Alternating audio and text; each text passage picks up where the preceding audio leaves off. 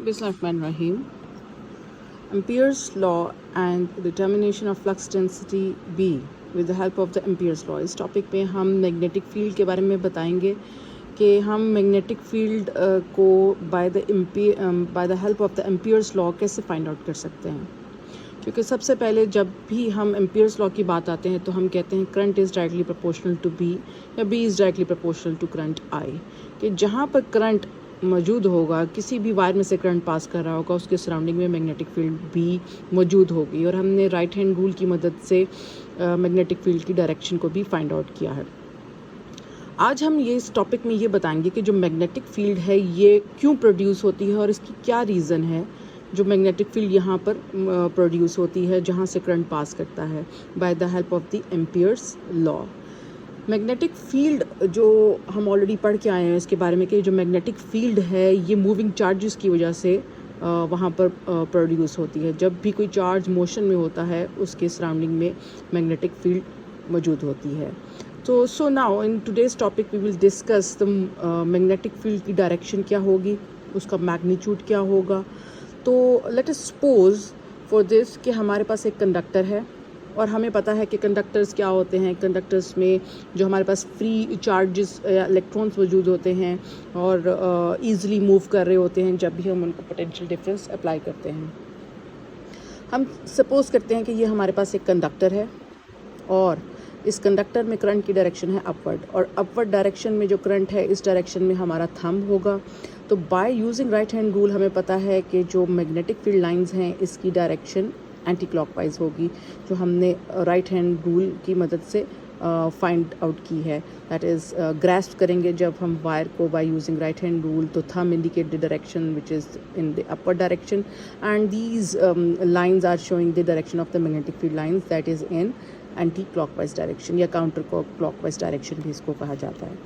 तो यहाँ से हमें पता चलता है कि जहाँ से करंट पास कर रहा होता है, यानी कि जो हमारे पास चार्जेस हैं वो फ्लो कर रहे होते हैं इन 1 सेकेंड में, तो यहाँ से हमारे पास जो है वो उसकी वैल्यू आ जाती है कि इतने एम्पियर्स ऑफ करंट इसमें से पास कर रहा है, कि जितने चार्जेस इन 1 सेकेंड में पास करेंगे।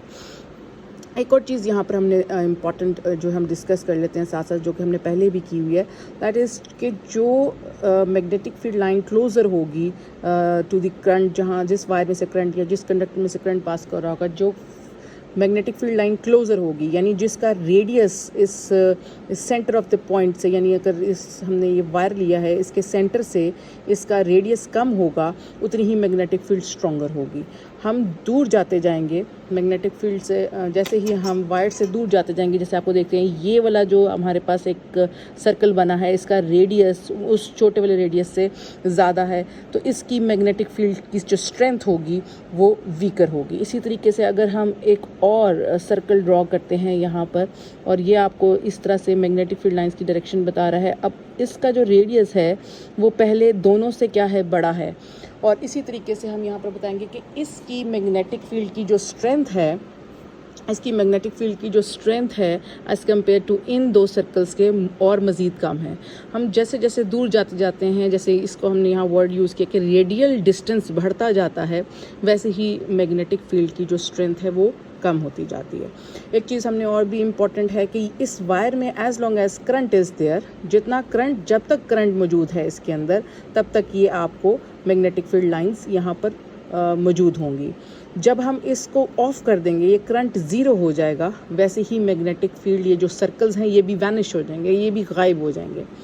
तो हमें यहाँ से एम्पियर्स को दो बातें हमने जो हैं वो नोटिस किए हैं इस लॉ में से। एक तो ये कि B is directly proportional to current, जितना आपके पास करंट फ्लो कर रहा होगा इस वायर में से, आप जितना इसका मैग्नीट्यूड बढ़ाएंगे उतनी ही मैग्नेटिक फील्ड की जो स्ट्रेंथ है वो इंक्रीज़ करेगी।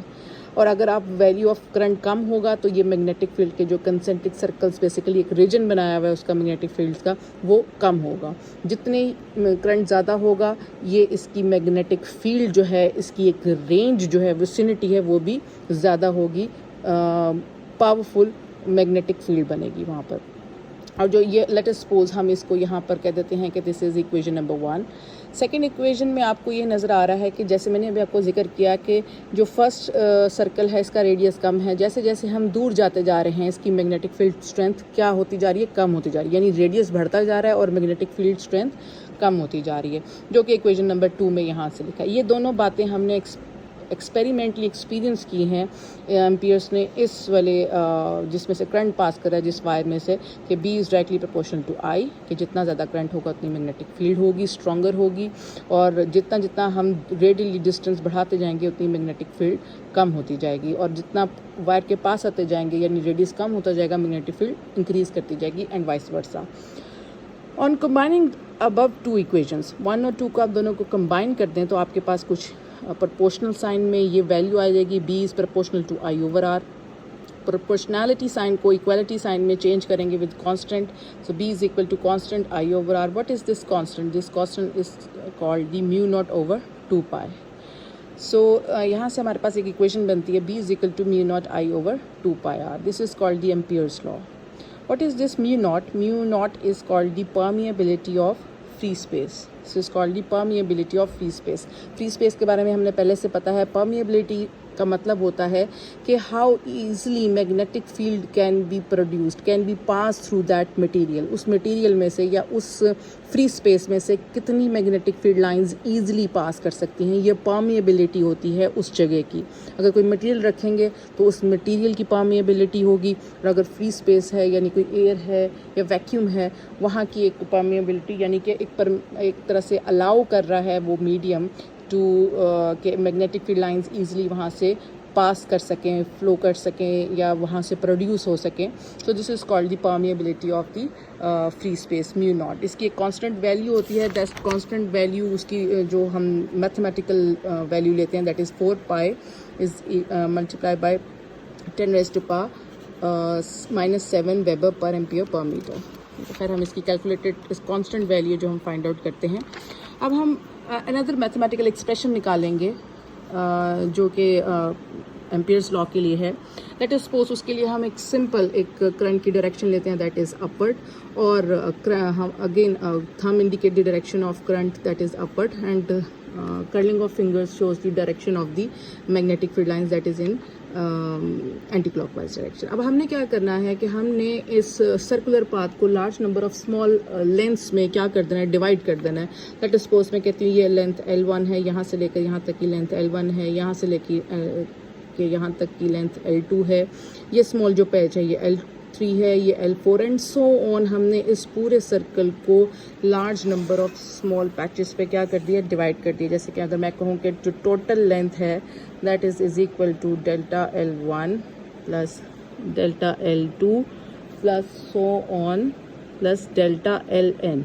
ये पूरा का पूरा जो लेंथ है इस सर्कल की, इसको हमने स्मॉल पैचेस में स्मॉल लेंथ्स पे डिवाइड कर दिया है, ताकि हमारे पास जो ईच लेंथ है, ये जो ईच पैच है, ये लेंथ है, ये हमारे पास equal to the plane surface हो, प्लेन एरिया बने। कर्व्ड पाथ नहीं हमें चाहिए। हमने इतने large number of small patches में इसको डिवाइड कर दिया कि ये जो स्मॉल लेंथ है ये मेरे पास प्लेन है, नॉट कर्व्ड। सो उसके लिए हमें इसको large number of small patches पे डिवाइड करना पड़ेगा। अब उसमें से ये जो लेंथ L1 है इसको हम कंसिडर करते हैं यहाँ पर। ये देखें, ये लेंथ L1 है, इसकी डायरेक्शन ये है, ये वही पाथ जो मैंने यहाँ टेंजेंट ड्रॉ किया हुआ है यहाँ पर सर्कुलर पाथ पे हर पॉइंट पे। जब हमें पता है इस चीज़ का कि जब भी हमने कर्व पाथ पे कोई सी भी पॉइंट पर डायरेक्शन लेनी हो तो हमें वहाँ पर उसका टेंजेंट ड्रॉ करना पड़ता है जो कि उसके रेडियस के परपेंडिकुलर होता है, परपेंडिकुलर होता है इस तरह से। इसी चीज़ को मैंने यहाँ ड्रॉ किया है। यही लेंथ L1 की डायरेक्शन है और यही मैग्नेटिक फील्ड लाइंस की डायरेक्शन है। दोनों एक दूसरे के पैरेलल हैं, और जब पैरेलल वैल्यूज़ होती हैं तो हमें पता है कि वहाँ पर डॉट प्रोडक्ट या स्केलर प्रोडक्ट यूज़ होता है।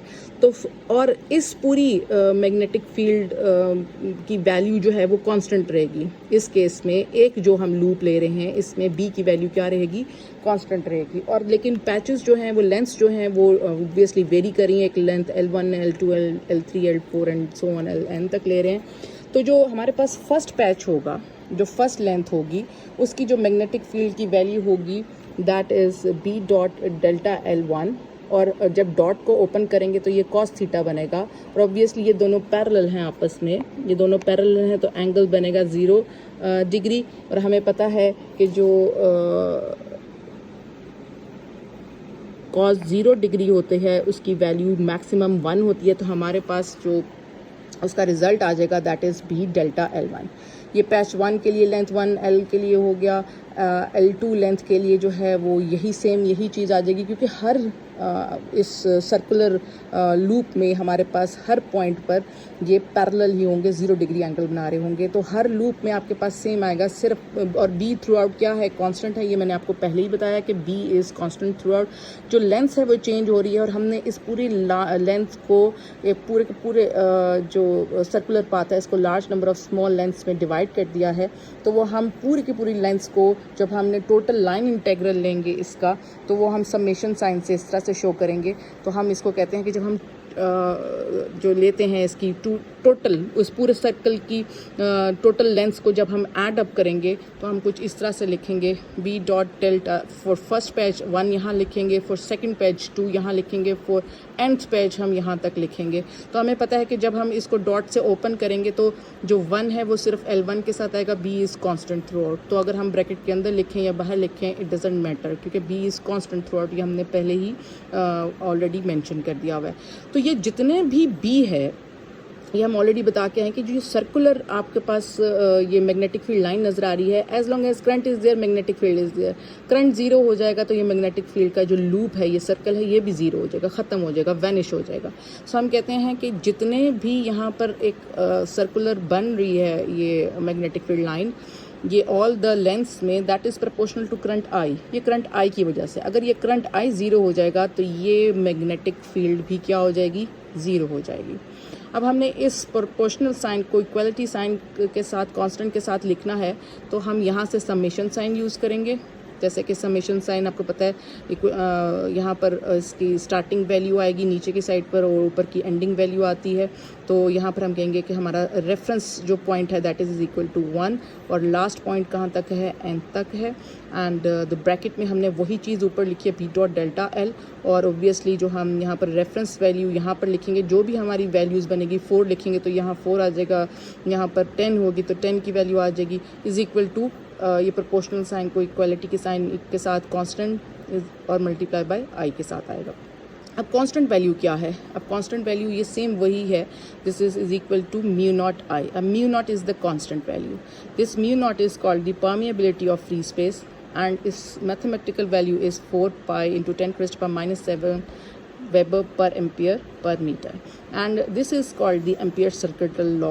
वो आपको ये यहाँ पर बताने की कोशिश कर रहा है कि एक वायर जिसमें से या कंडक्टर जिसमें से करंट पास कर रहा है वो बेसिकली प्रोपोर्शनल है इस लूप की मैग्नेटिक फील्ड के, जो कि ऑलरेडी एम्पियर्स लॉ का हम बता चुके हैं। और हमने इस पूरे लूप को large number of small patches पे डिवाइड करके बताया कि इन लेंथ में जो मैग्नेटिक फील्ड मौजूद है उसका जो डॉट प्रोडक्ट है, in dot product of B and small segment length L, that is equal to mu naught times current I जो कि उस वायर में से पास कर रहा है, and this equation is known as Ampere's circuital law. Thank you.